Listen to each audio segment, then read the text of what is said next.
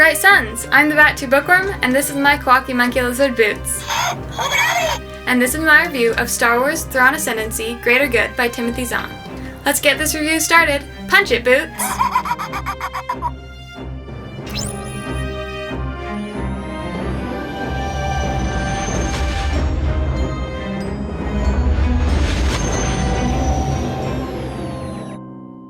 This is the second book in the Ascendancy trilogy, and it starts right where the previous book, Chaos Rising, ended off, after Thrawn dealt with Yiv the Benevolent. The Ascendancy still isn't safe from harm because a new threat has arisen that is different from the past ones. It is sneaky and seems harmless at first, but soon the ruling families and the 40 great houses start to split apart, forcing everyone to choose between family and fleet and causing a lot of chaos in the Ascendancy. Thrawn is obviously the main character in this book, and Sherry and Thalius are important characters in this book as well. There are also new characters in this book. Senior Captain Lakinda is a Zodlok family merit adoptive and captain of the Grey Shrike. The Magus is a strange alien who Thrawn and Thalius need to stop from doing something disastrous.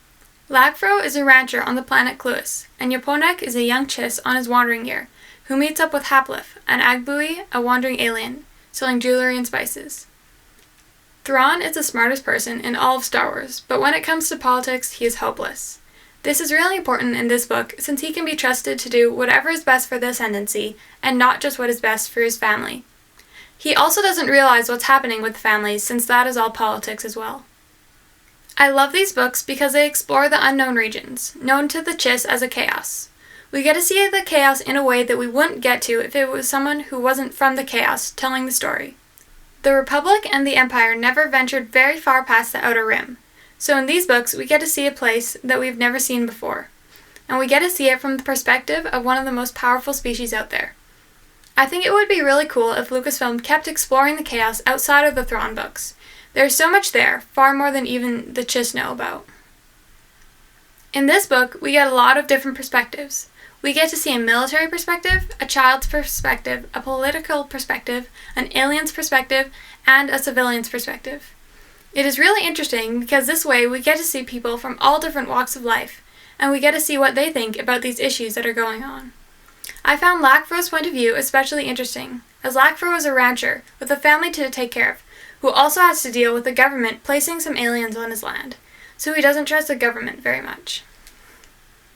I don't think that there is a single human in this book, which is something I haven't seen before. The most prominent species in this book is a Chiss, but there are a couple of other species throughout the book, which I like. Outside of the Thrawn books, we never really see tons of aliens. Sure, there are a few in every book, but never this many. I like how different these books are, showing something that hasn't been explored before in Star Wars canon. I always like seeing Sherry and Thalius in these books. Chiss pathfinding is very different from any other way of using the Force. As we saw in the previous Thrawn book, Treason, other Force users can use the Force like this, but their powers don't fade over time. This book also shows the difference between having a caretaker who is a former Skywalker and having a caretaker who is a regular Chiss. There are things that Thalius does to help Sherry that she pulls from her own experience as a Skywalker, and you can see that it helps a lot. Maybe in a future book, Timothy Zahn will reveal why the Force works so strangely in the Chiss. The bad guy in this book seems very nice at first. Only a few people realize that something is wrong, and by the time they figure it out, it is too late. The way Timothy Zahn writes him, you realize that something is up pretty quickly, and even though he seems innocent at first, you see that he is a lot more evil than he appears at first. He is very different from Yiv the Benevolent, but still a worthy nemesis of Thrawn. I'm going to give this book a 5 out of 5 and a thumbs up from Boots. I have loved all of the other Thrawn books, and this one is no different. It is exciting, very well written, and very hard to put down. I would highly recommend this book. This is in my top 10 favorite Star Wars books, and I look forward to reading it again. I also look forward to reading the final book in this trilogy when it comes out this November. That's all for today. If you enjoyed this review, please don't forget to like this video and subscribe for more. If you read this book, tell me what you thought about it in the comments, or if you have a different Star Wars book you would like me to review, feel free to leave a comment down below, and I might make a video about it sometime soon. Thank you so much for watching. Boots and I will see you next time, and until then, may the books be with you.